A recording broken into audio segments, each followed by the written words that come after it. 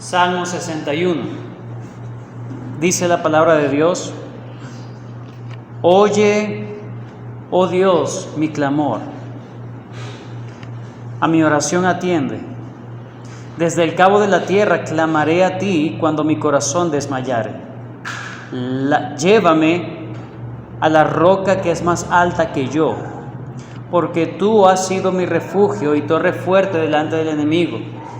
Yo habitaré en tu tabernáculo para siempre. Estaré seguro bajo la cubierta de tus alas, Selah. Porque tú, oh Dios, has oído mis votos. Me has dado la heredad de los que temen tu nombre.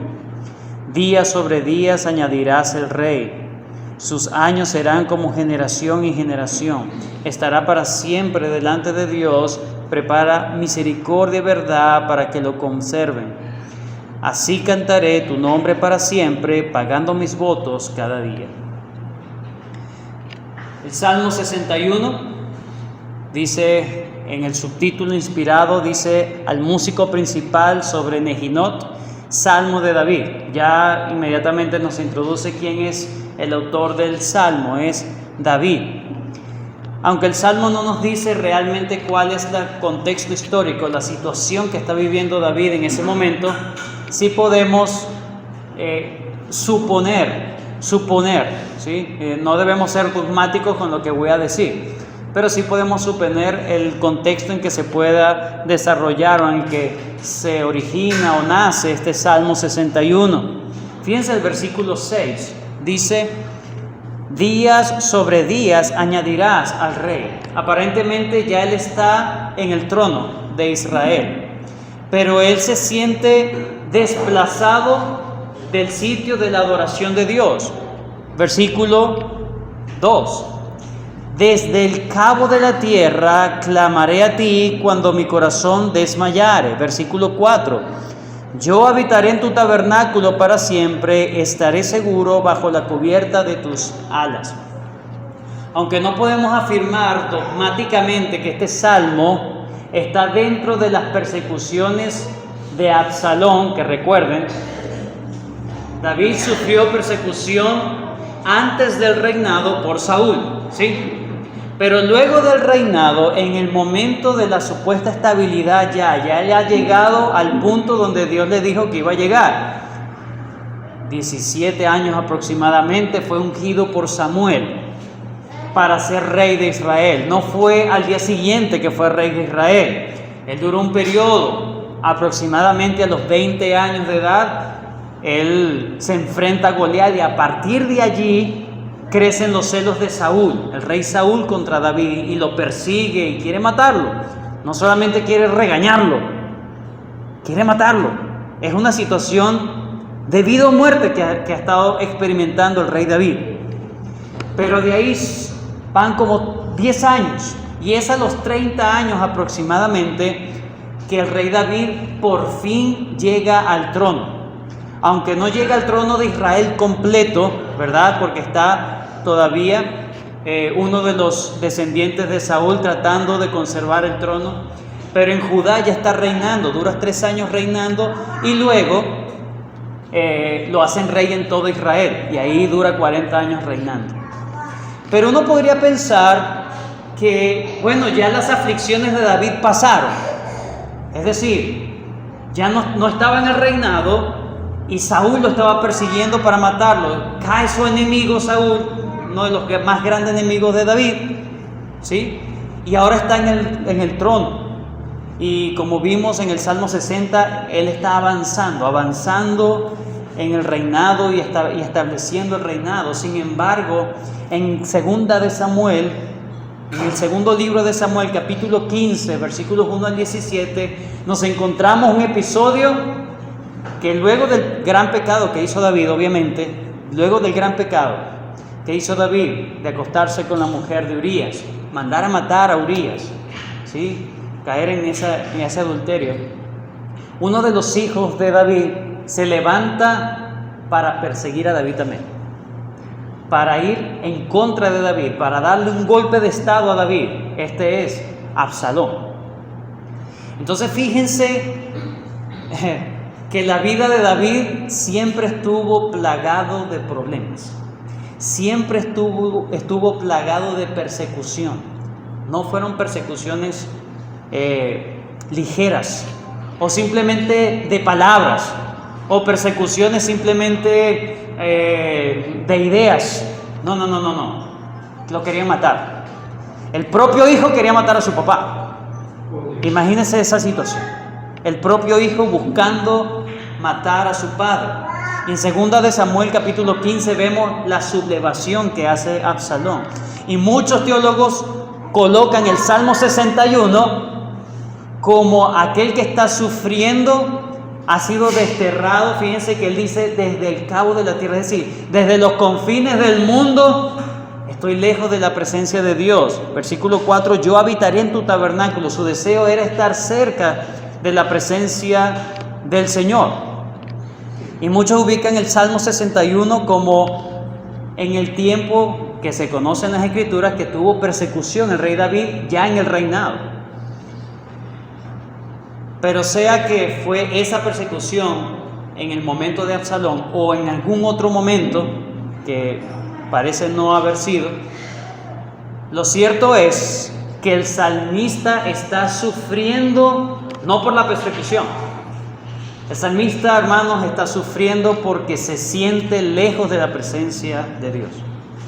Versículo 2, desde el cabo de la tierra clamaré a ti, es decir, desde los confines de la tierra, desde lo más lejano, cuando mi corazón desmayare, llévame a la roca que es más alta que yo. Él se siente lejos de la presencia de Dios.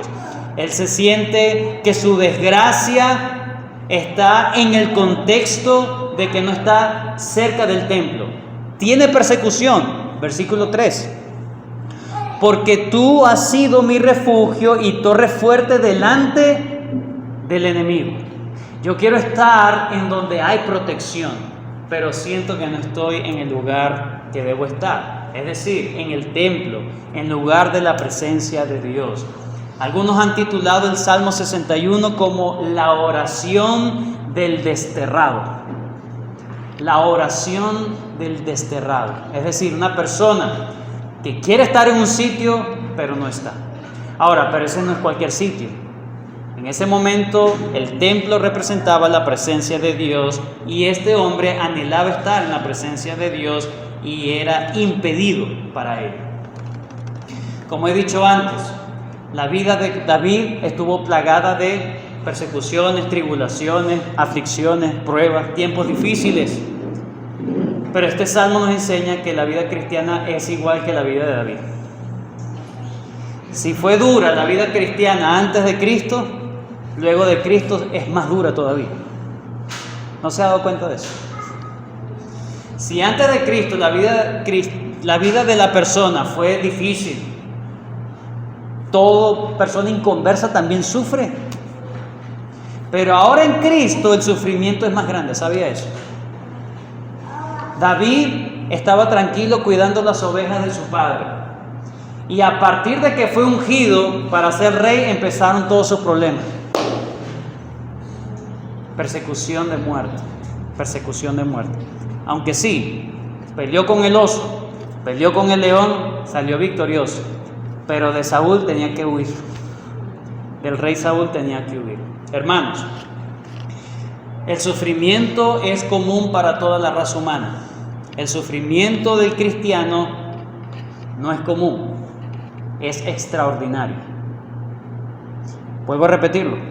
El sufrimiento en la raza humana es común, es ordinario, es verdad.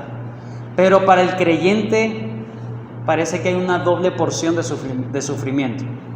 Es extraordinario, es diferente. ¿Por qué? Porque todo el mundo, creyentes o no creyentes, están viviendo en un mundo caído. Y somos víctimas de robo, eso es sufrimiento. Somos víctimas de injusticia, somos víctimas de maltrato, somos víctimas del sistema, ¿sí? Entonces, ahí sufre tanto el justo como el injusto, ¿cierto? Hay personas que se quejan de la injusticia de otro, sí. Sin embargo, el sufrimiento del cristiano es diferente, hermanos. y es más fuerte para sobrellevar que el resto del mundo. Uno podría entender, bueno, yo sufro y puedo entender el sufrimiento si hago lo malo. Otra cosa es si hago lo bueno y aún sufro. Eso sí es fuerte entenderlo, asimilarlo. Hacer lo bueno y aún así sufrir. Y peor aún, saber que tenemos un Dios soberano que no importa si hemos hecho mal o bien, nos mete en persecución, nos mete en angustia, nos mete en tribulación, nos mete en sufrimiento. Eso es lo que enseña la palabra de Dios. Vayan conmigo a Primera de Pedro. Primera de Pedro.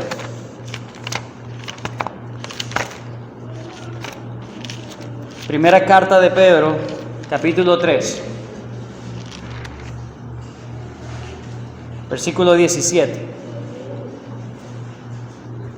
Porque mejor es que padezcáis haciendo el bien, si la voluntad de Dios, ¿qué dice?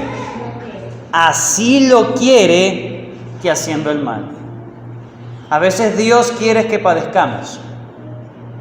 Pero dice Pedro, es mejor que padezcas haciendo el bien que haciendo el mal. Pero recuerda, quien que hace. El que hace eso es Dios mismo. Tenemos un Dios soberano. Eso es difícil de asimilar. Eso es difícil de aceptar. Yo puedo entender, bueno, me he portado mal, merezco aflicción. Otra cosa es, he hecho lo que le agrada a Dios y aún estoy en aflicción. Y otra cosa más grande es, tengo un Dios que si he hecho bien o he hecho mal, Él es soberano para meterme en aflicción. Filipenses capítulo 1, versículo 29. Con esto tampoco quiero decir que Dios es malo. Estoy hablando de la soberanía de Dios. Filipenses 1, 29.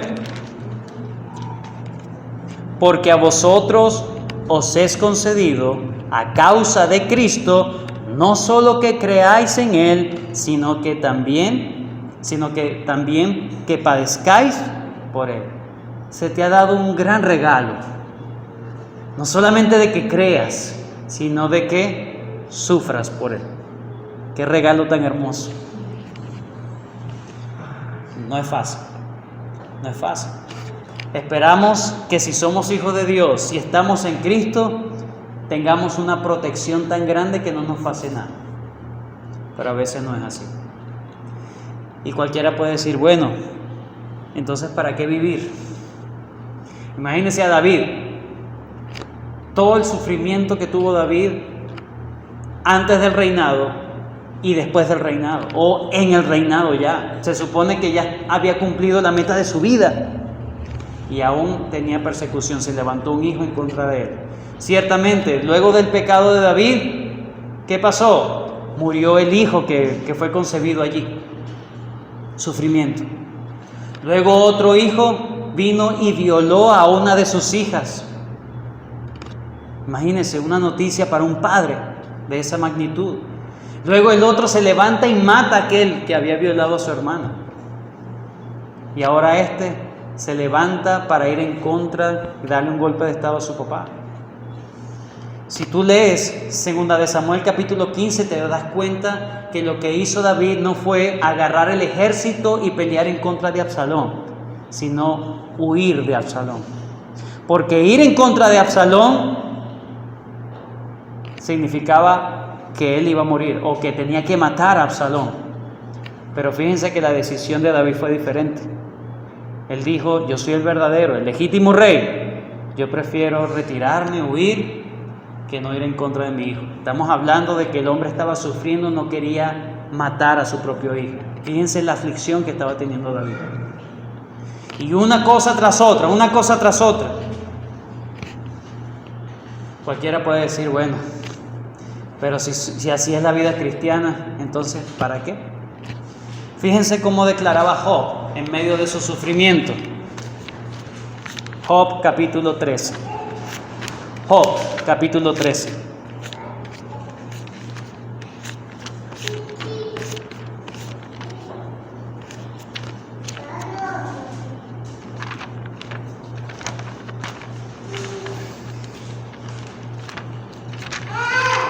Job capítulo 13, versículo 14 al 16.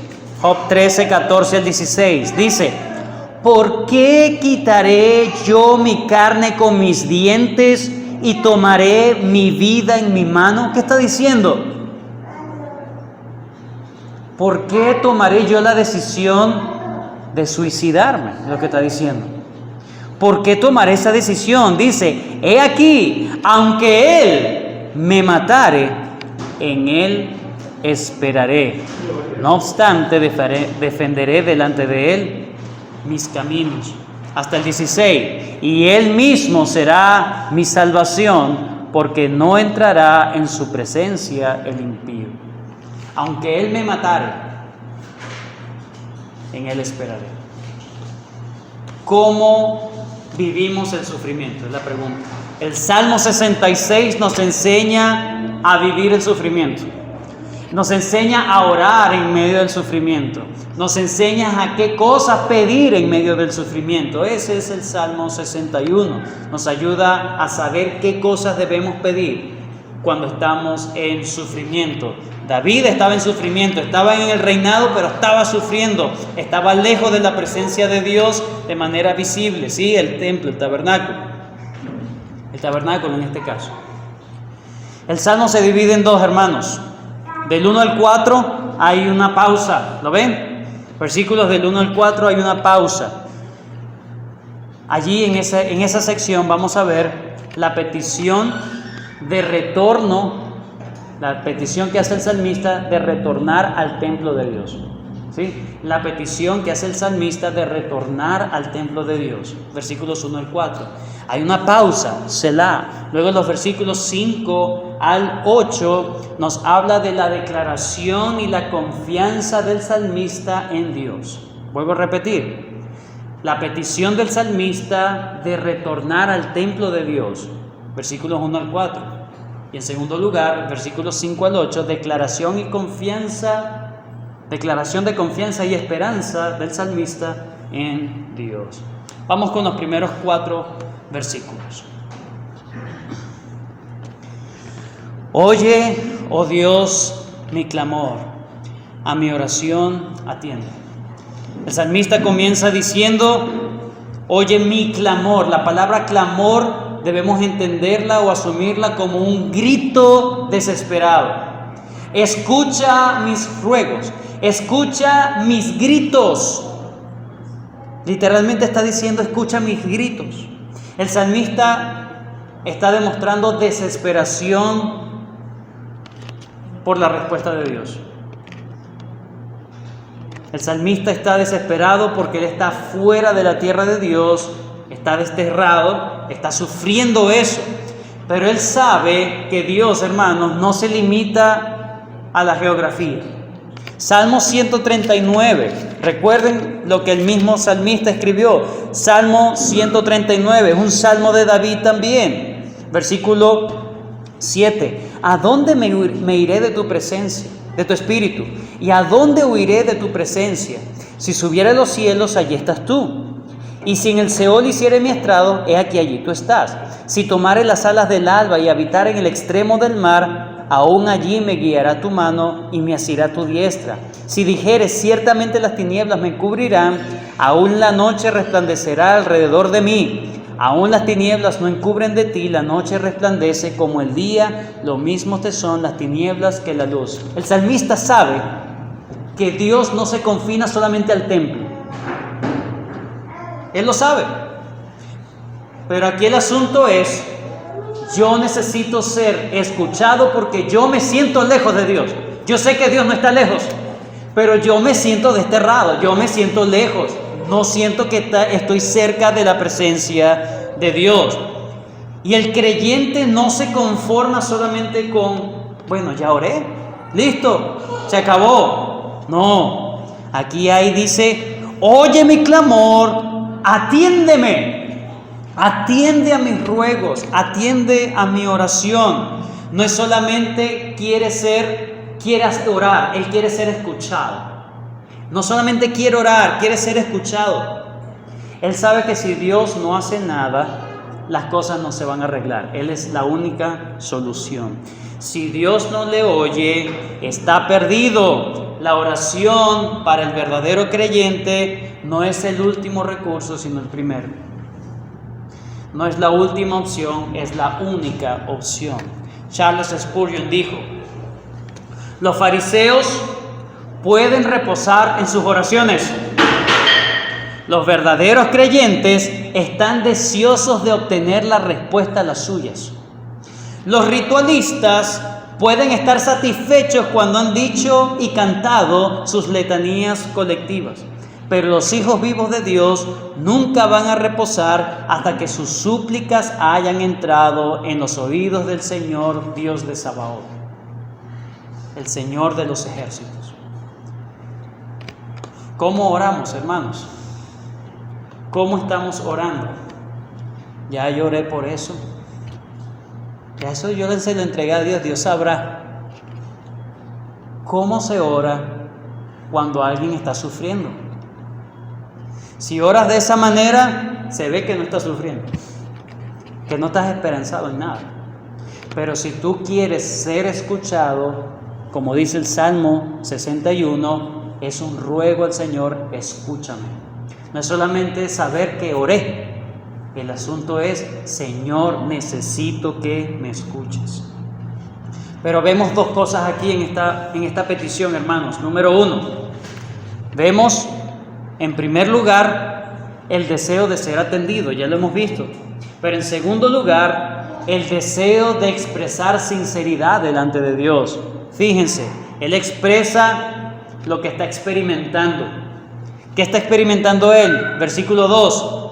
Desde el cabo de la tierra clamaré a ti cuando mi corazón desmayare. Él sabe que está lejos del tabernáculo, sabe que está lejos de la presencia de Dios en ese sentido. Y él está expresando la realidad: Señor, yo me siento lejos. Yo sé que tú estás en todo lugar, pero yo me siento lejos. He aquí mi necesidad. Necesito sentirme cerca de ti. Quiero estar otra vez en tu tabernáculo. Quiero estar en tus moradas. En tercer lugar, ¿qué vemos también? Qué hermosa frase terminando el versículo 2. Llévame a la roca que es más alta que yo.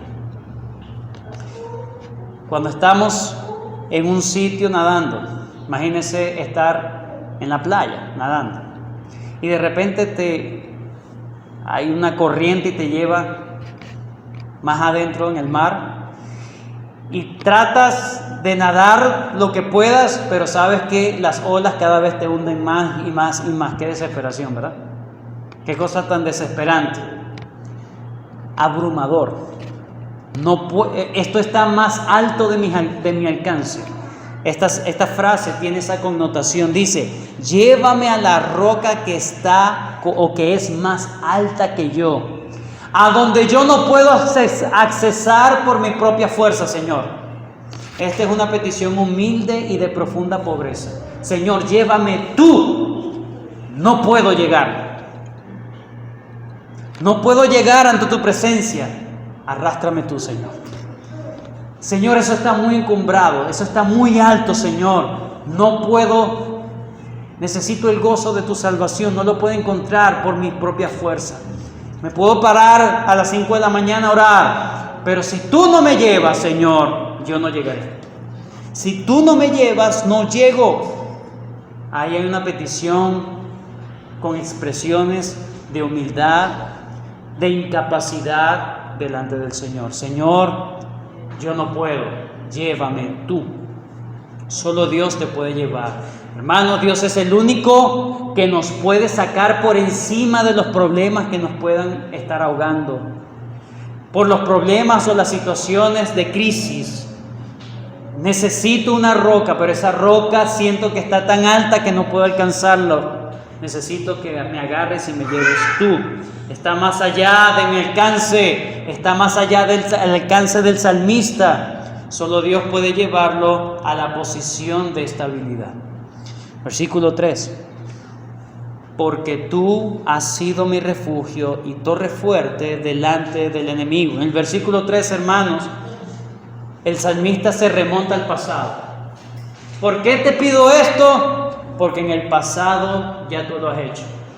En el pasado, hermanos, el salmista ha experimentado también tribulación, ha experimentado sufrimiento, pero también ha experimentado el socorro de Dios en el pasado. Y entonces dice ahora, porque tú has sido mi refugio y torre fuerte delante del enemigo. Es decir, ya yo he experimentado esto antes. Está en el reinado, aparentemente. Y antes había sido guardado por la mano de Dios con Saúl. Y ahora le dice, Señor, recuérdate cómo me libraste antes. Si uno se olvida de las cosas en que Dios lo ha guardado antes, no tendrás convicciones para pedir en la actualidad. Recordar lo que Dios ha hecho por nosotros en el pasado te da confianza para pedir en el presente. Versículo 4. Yo habitaré en tu tabernáculo para siempre, estaré seguro bajo la cubierta de tus alas. Señor, solamente en tu presencia siento seguridad. David estaba rodeado por ¿cuántas personas? Pensemos. ¿Cuántos eran los fieles de David? Los hombres leales de David eran muchísimos. 400 al principio, luego llegaron a ser 600. Hombres guerreros fuertes, pero David no se sentía seguro. Solamente su seguridad descansaba en la presencia de Dios. ¿Qué pides tú cuando estás en sufrimiento? ¿Qué pedimos cuando estamos en sufrimiento? La familia Rojas está en sufrimiento. Pero es más difícil pasar eso sin sentir la presencia cercana de Dios. Hay personas no creyentes que también están en sufrimiento. Para ellos no hay esperanza. Pero ¿qué debe pedir el creyente en situaciones tan difíciles, tan rudas? Señor, atiende mi oración, escúchame, me siento desterrado. Solamente en tus alas me siento seguro. Llévame al sitio donde no puedo ir por mis propios medios. Es la oración del salmista. Segunda parte, declaración de confianza y esperanza en Dios. Versículos 5 al 8. Hermanos, esta segunda parte nos habla no solamente del pasado, sino de la reafirmación que tiene el salmista en el presente. Dice, porque tú, oh Dios, has oído mis votos, me has dado la heredad de los que temen tu nombre. El salmista inmediatamente irrumpe en alabanza y acciones de gracias. Él anticipa la respuesta de Dios. Él habla de una herencia, ¿lo ven? Me has dado la herencia de los que temen tu nombre. Algunos pueden pensar, bueno, ¿de qué herencia se está hablando? Cuando se habla de herencia, podemos hablar de, bueno, el Señor le ha dado el reinado, esa fue la herencia, o le ha dado tierras. Pero ¿cuál es la herencia del cual habla el salmista? Eso lo vemos entre los versículos 6, 7 y 8. Voy a hacer una lectura rápido y luego veamos allí rápidamente. Dice, ¿cuál es esa heredad? Dice, días sobre días añadirás al rey. Sus años serán como generación y generación. Estará para siempre delante de Dios. Prepara misericordia y verdad para que lo conserven. Así cantaré, se anticipa el futuro. Así cantaré tu nombre para siempre, pagando mis votos cada día. En el versículo 5 dice, has oído mis votos, mi compromiso, mi lealtad a ti. Y en el versículo 8 dice, yo cantaré a tu nombre cumpliendo mi promesa, cumpliendo mis votos, pagando mis votos cada día. Podemos hablar de que esos votos también tienen que ver con su compromiso en el reinado de Israel también. Yo sé que el Señor me va a dar estabilidad porque Él lo ha prometido. El salmista se está remontando a aquella promesa que Dios le ha dado acerca de un reinado eterno, acerca de la promesa de Dios de un reinado eterno. Por eso dice: yo sé que tú me vas a librar, porque tú lo has prometido. Yo me aferro a tus promesas. Así cantaré para siempre y seguiré haciendo lo que me corresponde hacer. Tú has escuchado mis votos, tú sabes cuál es mi lealtad a ti, y yo sé que tú me librarás de esto. Aunque clamo, aunque te busco, yo sé que la respuesta será afirmativa, porque tú has prometido de que tu rey, tú añadirás, ¿qué dice? Días añadirás al rey. ¿Cuál es la heredad? La heredad de Dios son las promesas de Dios. La heredad de Dios son las riquezas de Dios, que no son comparables a las riquezas del mundo. Ser escuchado por Dios, ser atendido por Dios, es la heredad de los justos. Eso no lo tiene cualquiera. Tener las bendiciones reales de Dios son la heredad de Dios. Tener las promesas de Dios es la heredad de Dios. Porque tú, oh Dios, has oído mis votos, me has dado. Él ya lo ha experimentado. Señor, ya tú me has dado la promesa, me has dado herencia. La heredad de los que temen tu nombre es como algo en común. El que teme a Dios tiene algo de Dios. El que teme a Dios tiene algo de Dios. ¿Qué? Las promesas de Dios. La atención especial de Dios. Eso es lo que el salmista siente que ha recibido ya. Y por eso se remonta a esa promesa. Ahora, los versículos 6 al 7, para ir terminando, hermanos. Los versículos 6 al 7 dice: días sobre días añadirás al rey, sus años serán como generación y generación. Ciertamente, él ha recibido una promesa, pero esa promesa no era para él en sí, sino para una descendencia. Recuerda, tú no me vas a construir casa, le dijo el Señor. Va a haber un hijo cuyo reino será eterno y estable. Entonces David entiende que la promesa de Dios no es para él como tal, sino para aquel descendiente. Por eso es que habla como en tercera persona. Dice: días sobre días añadirás al rey. Sus años serán como generación y generación, eternidad. Estará para siempre delante de Dios. Y hay una petición para ese rey: prepara misericordia y verdad para que lo conserven, es decir, para que lo guarden. Misericordia y verdad. Misericordia y verdad son el cimiento del trono de Dios. Misericordia y verdad guarden a ese rey. Él se está haciendo referencia a aquella promesa a un descendiente de él. Y esa promesa le dice a él: bueno, yo sé que de alguna manera Dios también me va a bendecir.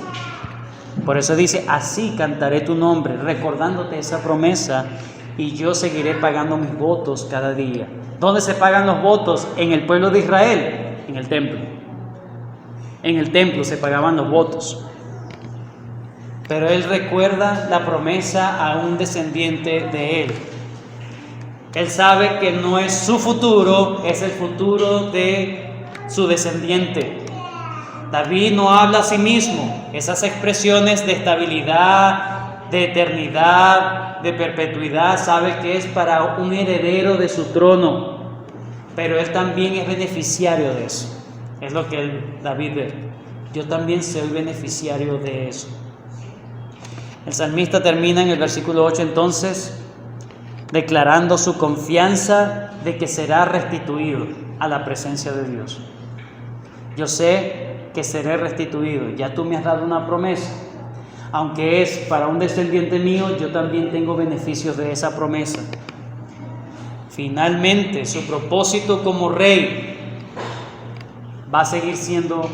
se va a seguir cumpliendo. Él sabe que no ha cumplido su meta en la vida. Ahora, hermanos, el Salmo 61 nos habla de que debe ser un salmo en tiempos de angustia. ¿Qué pedimos en tiempos de angustia? ¿O qué debemos pedir? ¿En qué debemos concentrarnos? No solamente en orar, sino en ser atendidos por el Padre. ¿Qué debemos pedir en tiempos de angustia? Sentir que estamos bajo las alas del Señor. Versículo 3. Porque tú has sido mi refugio y torre fuerte delante del enemigo. Versículo 4. Yo habitaré en tu tabernáculo para siempre. Estaré seguro bajo la cubierta de tus alas. Pedir, Señor, déjame llegar. Y en tercer lugar, pedir que el Señor nos lleve a ese sitio, a esa roca fuerte, a ese cimiento donde no puedo llegar. Ahora, hermanos, para terminar, este salmo se aplica 100% y totalmente a nuestro Señor Jesucristo, quien también sufrió. El Señor Jesús no solamente sufrió en el momento de la cruz, en el momento de los clavos, en el momento de las laceraciones, en el momento de los escupitazos, en el momento de los golpes. No solamente sufrió allí. Una noche antes, en el Getsemaní, el Señor tenía tanta presión, tanto sufrimiento, que sus gotas de sangre eran como grandes gotas de sangre. Sus gotas de sudor eran como grandes gotas de sangre. El Señor Jesús también estaba sufriendo. Y el Señor también estaba clamando. Juan 17. El Señor también estaba clamando: pasa de mí esta copa, pero no se haga mi voluntad, sino la tuya. Y aquí en el Salmo 61, David está rogando por ese descendiente. David está rogando por Cristo. Cristo es ese descendiente de David esperado. ¿Y qué pedía David a Dios por ese descendiente? Día sobre día añadirás al rey. Sus años serán como generación y generación. Estará para siempre delante de Dios. Prepara misericordia y verdad para que lo conserve. Juan, vayan conmigo, Juan capítulo 1. Para terminar, Juan capítulo 1.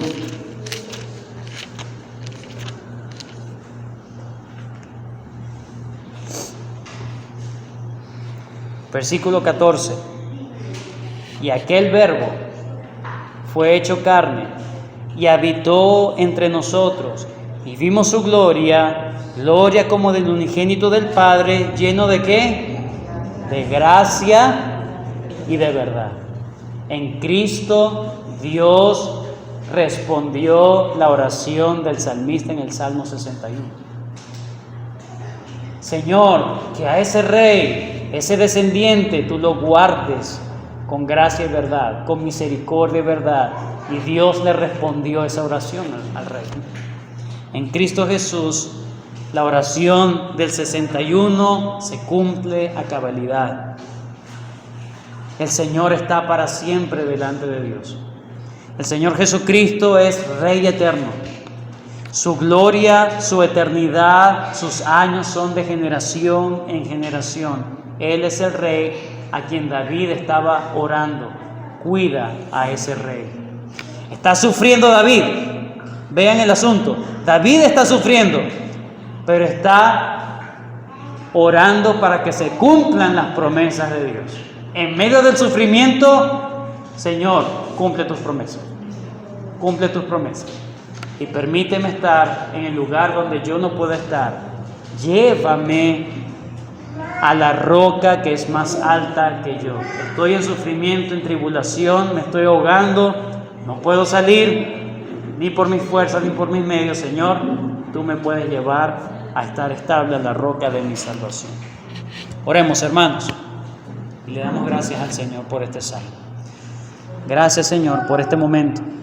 Gracias por tu bendición del Salmo 61, Señor, de cómo debemos pedir en momentos de aflicción, de tribulación, de angustia, Señor. Qué difícil, Señor, es saber que no somos librados de las aflicciones del mundo, Pero qué reconfortante saber que en medio de las aflicciones tú estás con nosotros. En el mundo tendréis aflicción, pero confiad, yo he vencido el mundo. Ayúdanos, Señor, a recordar este Salmo 61 cuando nos veamos abrumados por las circunstancias difíciles, Señor. Que podamos saber que delante de ti no debemos quedarnos simplemente con orar, sino de esperar, estar expectante de tu respuesta, porque tú respondes, Señor. Tú te mostraste fiel en el pasado del rey David, y por eso el rey David tenía confianza y tenía esperanza de que tú le podías volver a responder. Y de hecho lo hiciste en Cristo Jesús.